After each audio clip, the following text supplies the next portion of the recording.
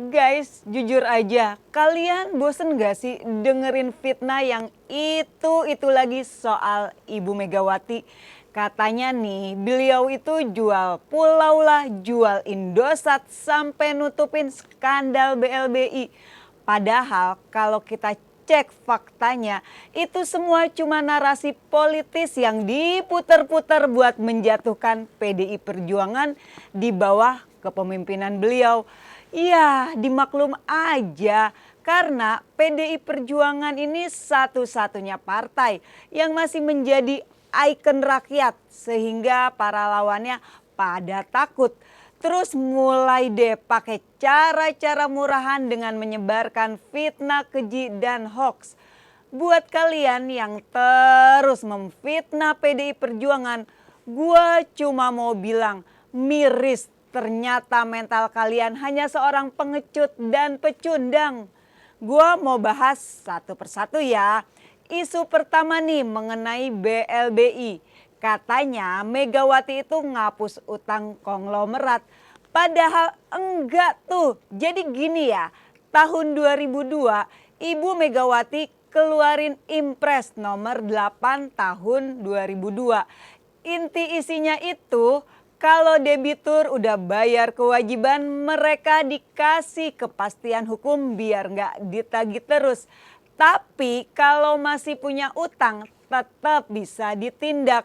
Jadi ini soal aturan main yang fair, bukan ampun-ampunan gratis. Nggak ada tuh pasal penghapusan utang seenaknya.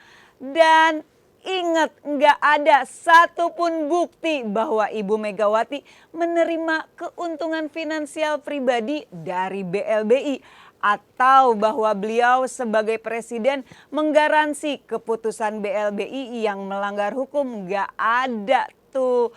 Banyak banget nih dari masalah BLBI berkaitan dengan dampak krisis finansial, tekanan lembaga internasional, kesulitan ekonomi dan kompleksitas administrasi. Dan bahkan pemeriksaan fakta dari organisasi pengecek fakta pun menyebutkan nggak ada tuh satupun laporan resmi bahwa Ibu Megawati itu terlibat kasus BLBI. Paham ya sampai di sini. Terus yang kedua nih masalah Indosat. Katanya sih Indosat itu dijual sama Ibu Mega. Realitanya gini ya. Waktu itu Indonesia lagi recovery dari krisis 98. Tahu dong 98 seperti apa dan bagaimana kondisi Indonesia saat itu. Masih dibayang-bayangin utangnya IMF. Bukan Megawati doang yang seenaknya ambil langkah jual sebagian saham Indosat buat nutup defisit negara.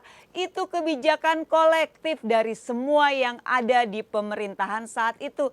Jadi bukan Ibu Megawati jual aset buat kepentingan pribadi.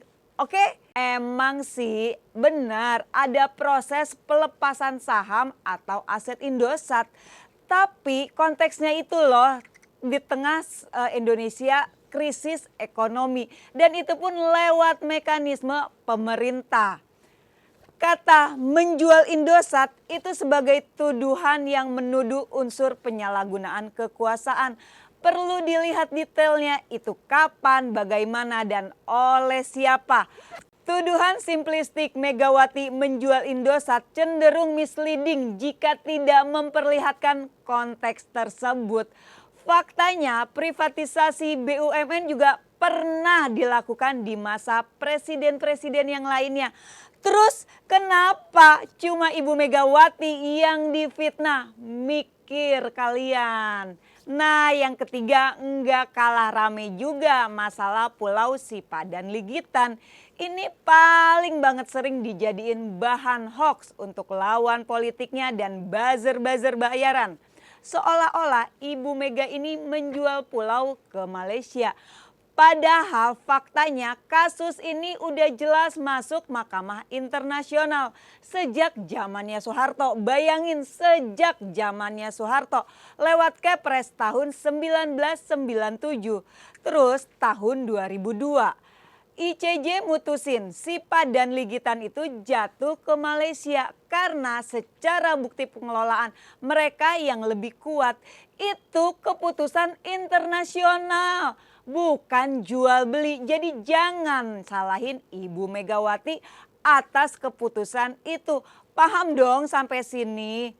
So teman-teman, jelas banget ya, semua isu jelek fitnah ini sebenarnya gampang banget di counter, dipatahkan. Kalau kita mau sama-sama ngecek semua data-datanya dari berbagai macam sumber. BLBI ada impres, jelas aturannya. Indosat, kebijakan ekonomi kolektif bukan jual beli pribadi. Pulau itu pun putusan Mahkamah Internasional, bukan dijual. Fitnah bisa viral tapi fakta nggak akan pernah mati. Janganlah mau terus dibodohi dengan narasi-narasi lama. Cek faktanya, jangan cuma telan hoax begitu aja. Karena Ibu Megawati itu bukan penjual bangsa atau penjual Indosat, tapi salah satu tokoh yang jaga negeri ini, bangsa ini agar tetap berdiri tegak pasca krisis. Isu-isu itu hanya propaganda politik. Faktanya Megawati tetap konsisten membela wong cilik, tetap menjaga Pancasila dan memimpin partai yang terus dipercaya rakyat dengan mematuhi konstitusi dan undang-undang. Semua tuduhan itu tidak satu pun didukung oleh bukti yang sah atau keputusan pemerintah yang jelas. Klaim tersebut masuk dalam kategori hoax atau misleading content. Ingat, fakta lebih kuat daripada fitnah. Fitnah bisa diputar balikan, tapi fakta akan terus selalu abadi. Fitnah bisa viral, tapi fakta tetap tidak pernah bisa dihapus.